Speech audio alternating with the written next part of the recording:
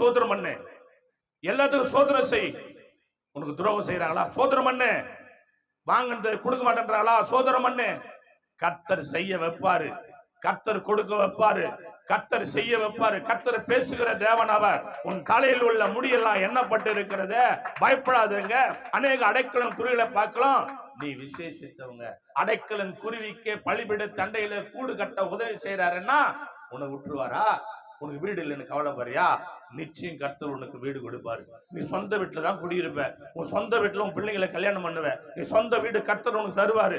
நிச்சயமா சொல்றேன். பழிபீட தண்டையில ஒரு குருவிக்கு கூடு கட்ட கர்த்தர் ஒரு இடத்தை கொடுப்பாருன்னா தேவனுடைய கிருபைனால. ஓ, குருவிக்கு கூடு உண்டு, மனுஷகுமாரன் தலை சாய்க்க இடம்னாரு. ஆனா தேவபிள்ளை உனக்கு எனக்கு நிச்சயம் ஒரு சொந்த வீட்டு தருவார். இந்த செய்தியை கேட்டுக்கொண்டு கர்த்தருடைய பிள்ளை, உன் பிள்ளைங்களுக்கு சொந்த வீடு தருவார். பயப்படாத. எப்படி ஆகும்? ஆகுதா இல்லையா பாரு.